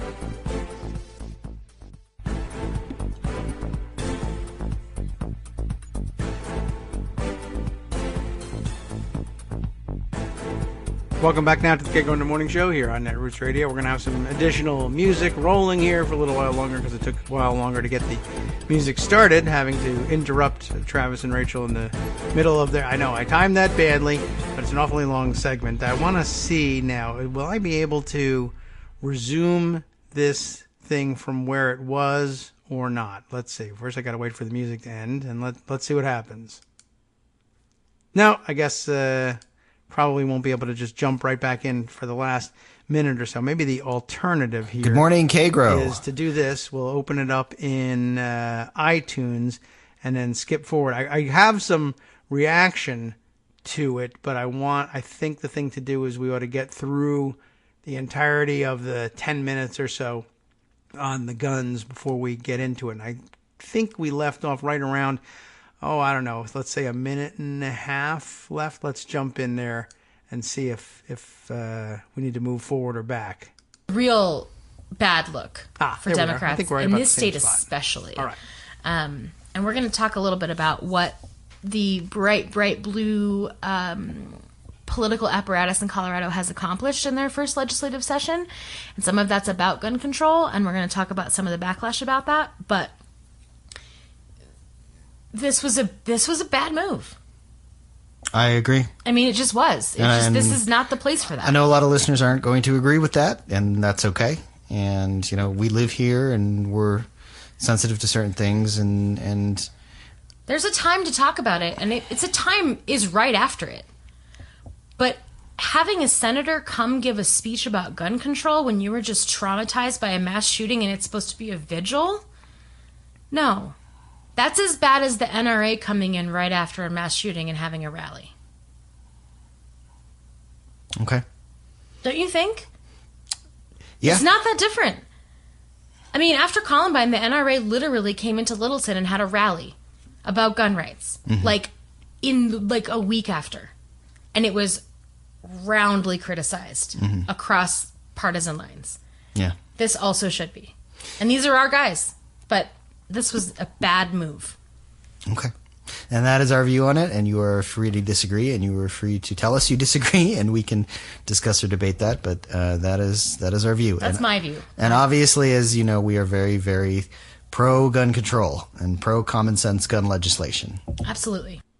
All right, so I had to stop it there. Like I said, there's another 20 minutes, but focusing on different subjects, and I'd like to get to that, and hopefully it won't be all that stale when I finally get around to it. But yeah, one, I thought it was important to play through that entire segment because it makes a good point. I know that when I first I first read you the reports of the count of the protest of the walkout from the vigil. I wish I could come up with the video that I had initially seen, because my search around for more video brings me only montages of various students speaking. But I was struck at the time by the tone being taken by one student in particular, though I don't know who that student was.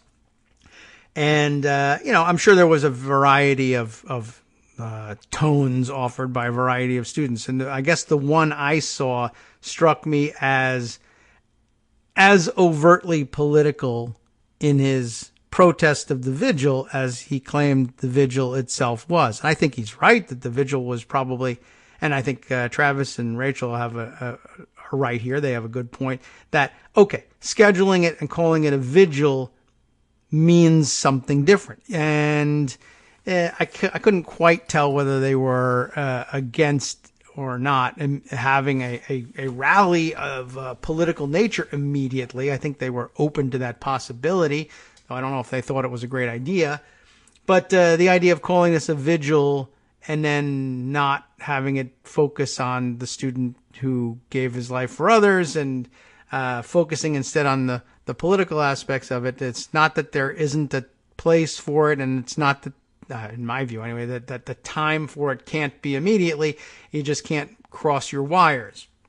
And the other students that I saw in the various montages of video afterwards, I think spoke quite appropriately to it. But I do think, and I think that, I think Rachel and Travis's analysis of Highlands Ranch and what it's like demographically hints very strongly at the possibility that, yes, some of the students might have reacted less than appropriately, at least in my view, to the affront of having the vigil be arranged less than appropriately.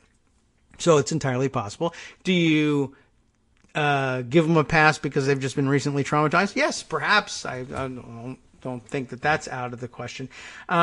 But I guess I would react to at least the one statement that there's no evidence whatsoever of the students having organized for any purpose other than to protest the way the vigil was presented to them.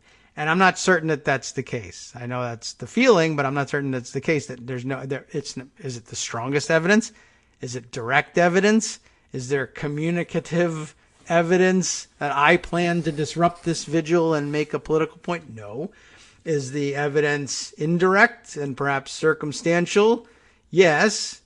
But does that mean there's no evidence? No, it doesn't. It means you might tend to think the preponderance of the evidence is on the other side. But I'm not, it doesn't make a difference to anybody in the world whether or not I'm ready to simply say, no, I think all of that concern was nonsense. I think it was largely the case that most of the students that participated in the walkout and who spoke in the parking lot afterwards were genuinely offended, and I have no problem with that. I think it's also the evidence was presented right then and there. The demographics of Highlands Park and the nature of kids' relationship with their parents, particularly if they're, outspoken conservative parents, will lead to possibly taking a slightly wrong approach to that or exploiting the opening that's given to them genuinely by inappropriately scheduling this vigil and inappropriately programming this vigil to go beyond that point and make an entirely different one. And, nobody's responsible for having to denounce that either. You just say, one kid said a thing that was no good. I think I caught that one kid, and I think it was maybe because it was maybe the loudest voice or even the first voice to speak up, but it was the first one that reached me. And I wish I could find it so that we could play that and analyze that and see if maybe I'm just overreacting to his visible and I think otherwise justifiable anger after what just happened in his school. Anyway, I put that out there as an alternative viewpoint. I don't think it's going to make any difference to anybody in Colorado what I have to say about things from Virginia, but it's out there. Not entirely convinced that everybody came to it with the same motive, and probably not the case, because once you have more than two people involved in something, two motives or more are always going to be an inevitability. But I wanted to share that one because that was, I think, one, most important, two, in danger of fading from memory, and three, a good point of essential and contrarian value. So thank you very much for submitting that one. I don't know when I can work in the other 20 minutes is an open question, but I've got it on hand, and I'll try and edit it into manageable points. Ordinarily, we don't say, yeah, sure, send us a 30-minute segment and we'll just play it on the air. Although maybe I should schedule a vacation for the summer and encourage you all to do exactly that. And I can weave together a show that way. But that's a different thing from integrating it into the ordinary show. It's not the first one, by the way. Travis and Rachel, you shouldn't feel bad about it, even if it is the first one. But it's not the first one that I've gotten that's been of extraordinary length. And it was a good thing, too. And it was a great report from people doing their own podcast essentially about Louisiana politics, which is endlessly fascinating, to be sure. But essentially they had sent me their own podcast that said, here's our idea for being included in your show. Replace your podcast with ours. That seems inappropriate, to say the least. But I know that's not what you're up to. I know you well enough for that. These folks out of left field, well, I don't know. And I couldn't find a way to work that one in.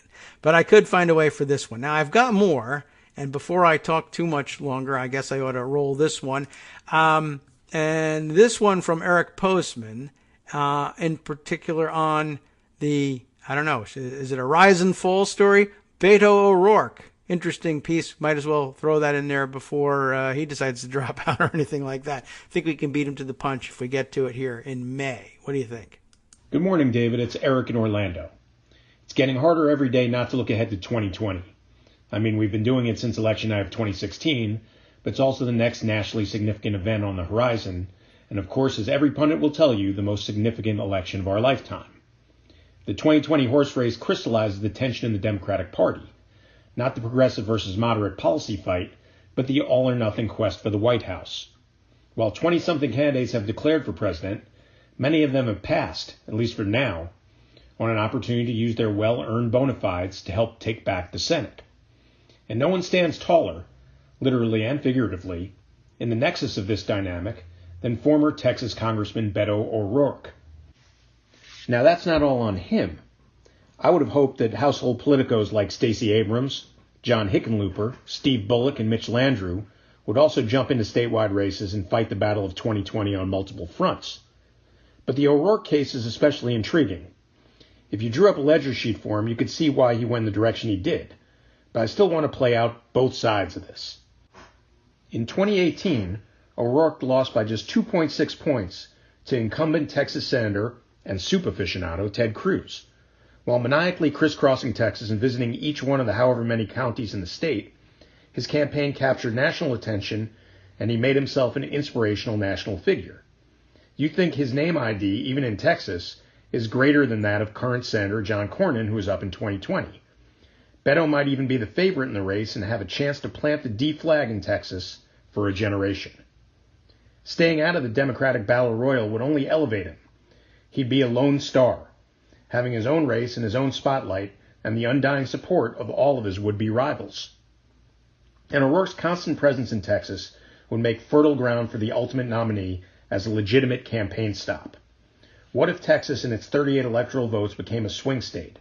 How does the map look now?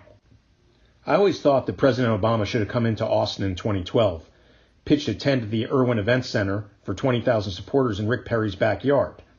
But that would have been a power play, and the Obama campaign was playing prevent defense, not wanting to ruffle Republican feathers in a state he wasn't going to win anyway. My point is, this Texas wave could have been built sooner. But Beto is here now, and he could be the one to turn it for good. Yes, he could also have that influence if he's on the national ticket, but my hope is that he will ultimately read the room, to be the Dems' best asset in Texas, and not join the circular firing squad that will ultimately represent the 2020 race. But that is exactly the path he's chosen. First off, there's no guarantee he'll win Texas in the Senate race. Whether he's a slight favorite or it's a toss-up, there's more risk involved. While losing once can be a stepping stone, losing twice for the same seat in back-to-back cycles would become the first paragraph on his Wikipedia page. If he runs for president, he's not supposed to win.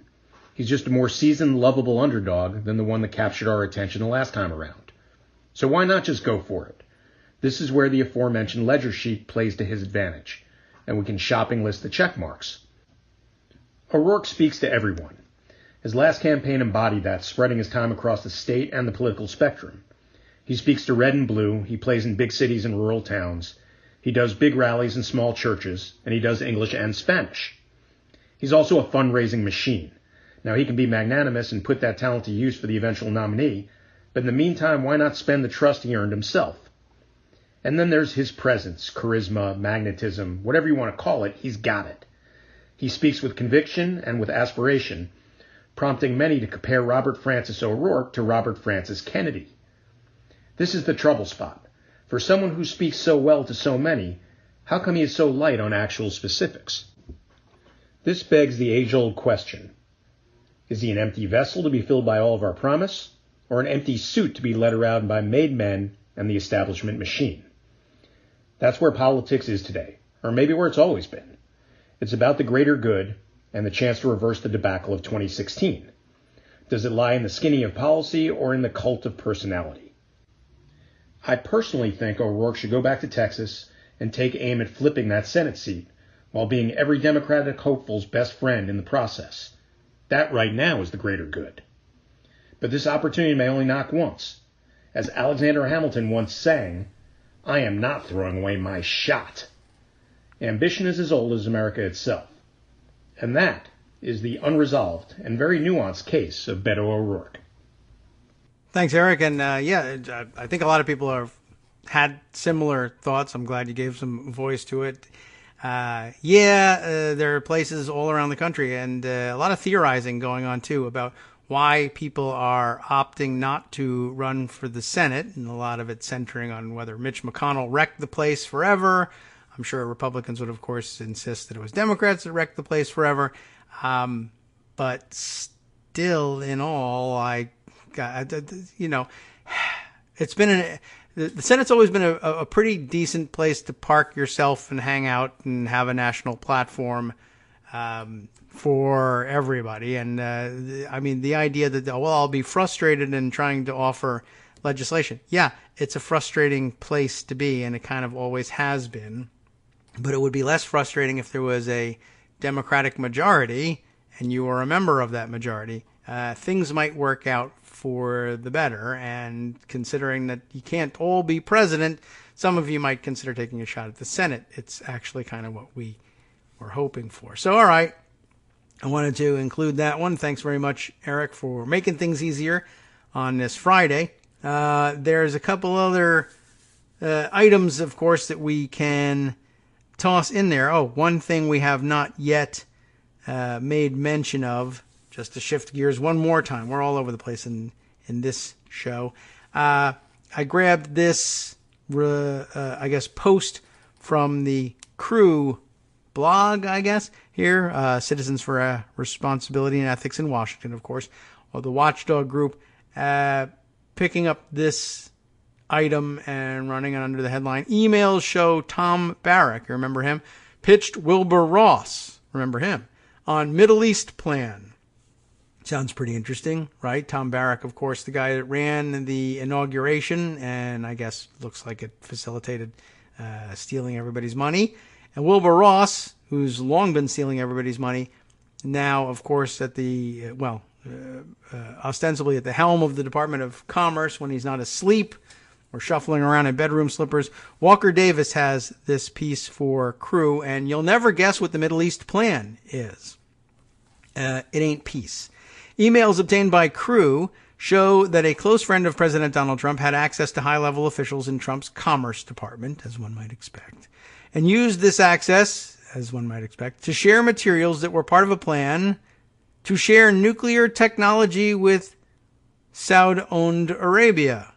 the way they put it, of course. That's my own spin on things. Saudi Arabia, as you know. Can you believe this thing is back in the news again? Everybody wants a piece of selling nuclear technology to the Saud family. What is this? No one can stop this thing?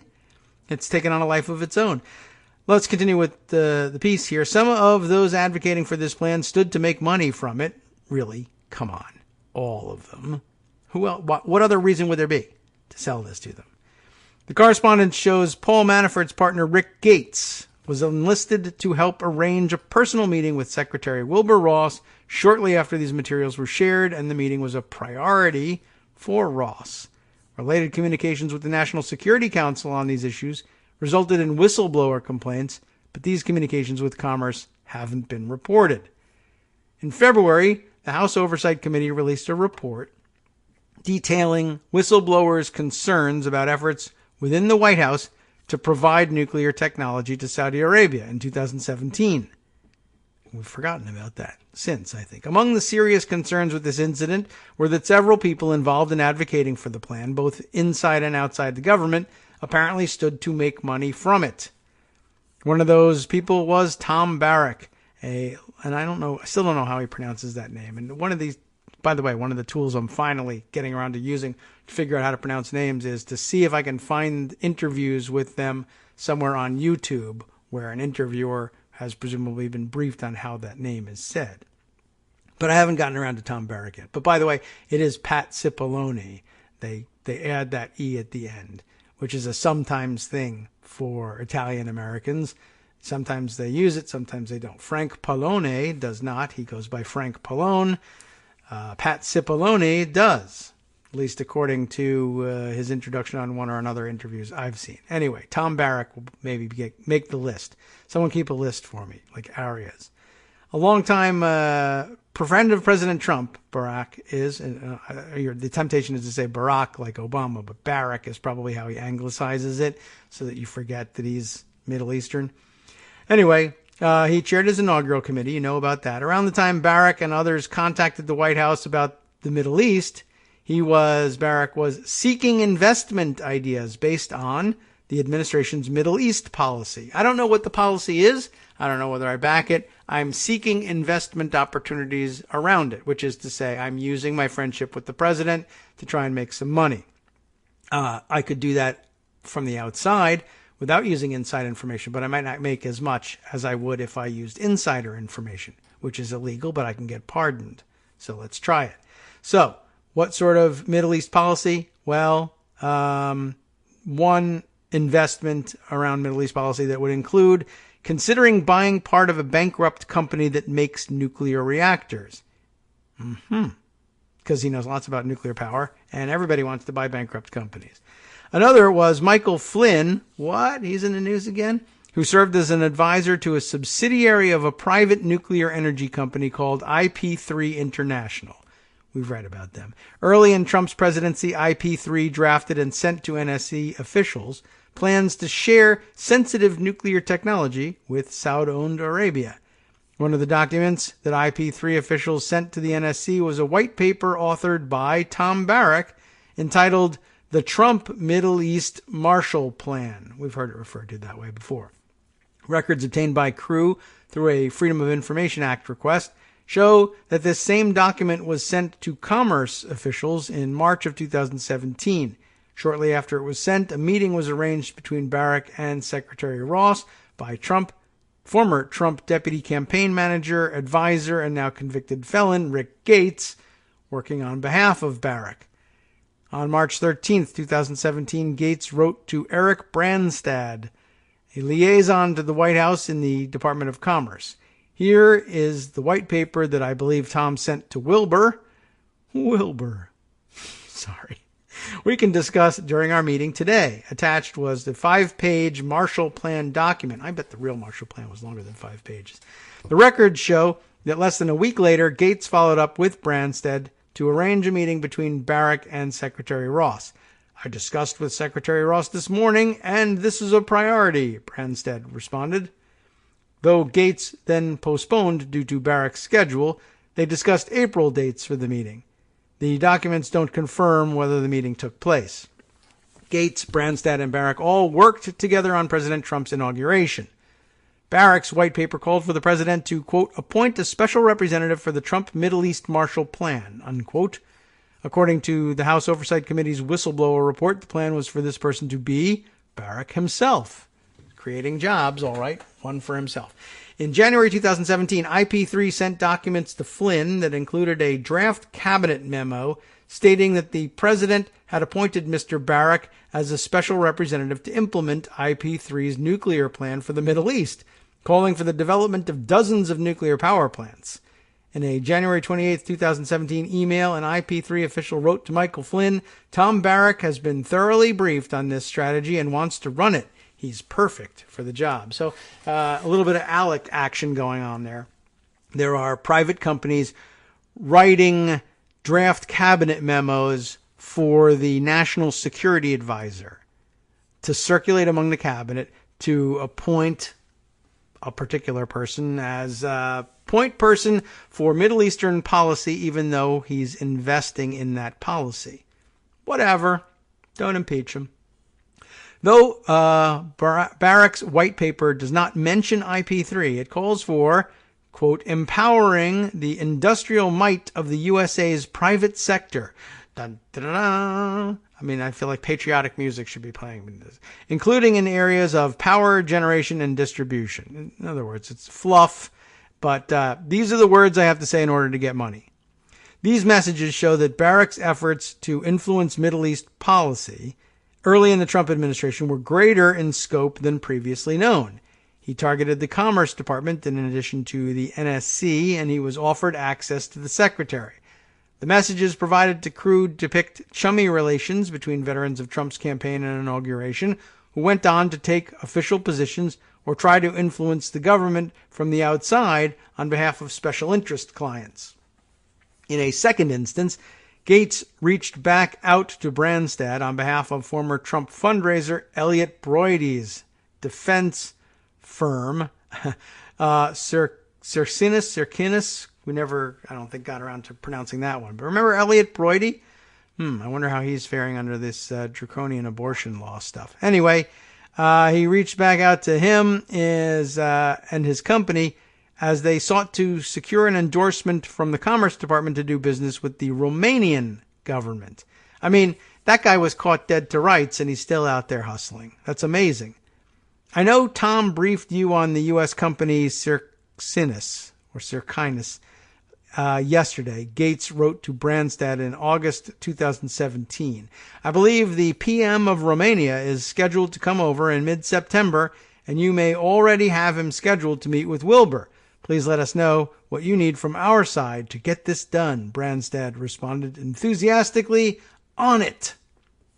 Tom, in this case, is not actually Tom Barak, but Thomas Hodgkins, who is included on the Circinus messages. Thomas Hodgkins is the name of an inauguration official who is also the president of a lobbying firm, Hodgkins & Associates, but crew is not able to confirm that this is the same Thomas Hodgkins. Maybe it is, maybe it isn't. Hodgkins & Associates never registered to lobby for Circinus. The next month, Hodgkins followed up on Gates's message to inquire if you and Secretary Ross would be able to drop by an event with the Romanian delegation and about 30 guests, taking place 5 days later. The day after the scheduled event, Hodgkins wrote back to Branstad, "Great seeing you," suggesting Branstad attend the Romanian event as requested. Circinus has received the Commerce Department's endorsement to provide defense work to the Romanian government. That's interesting. With which it entered into a cooperation agreement. Since these messages were exchanged, investigations into President Trump's campaign, inauguration, and administration have ensnared Gates, Barak, and Broidy. The emails provided to crew provide a snapshot of an early administration providing access to the well-connected before those very individuals were haunted by past actions. Interesting. Another thing for us to consider over the weekend, and just wanted to get that one on the radar. Can't believe Elliot Broidy is still involved in things. Although I guess this was old stuff, And maybe, I don't know, maybe they're still doing this business. Maybe they're not. It's really almost impossible to tell, without an investigation. Maybe one empowered by declaring them openly as impeachment investigations after all. Okay, got to wrap up now at this point.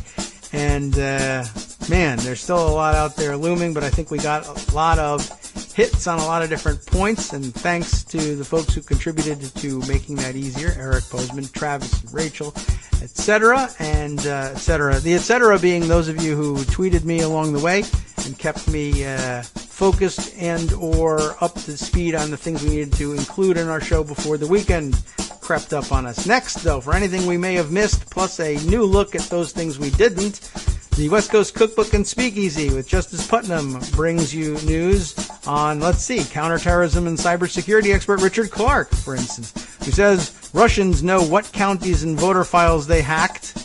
Why can't the American people know? He's got the same complaint. The Senate refuses to consider any bills protecting elections from foreign interference. Why would they do that?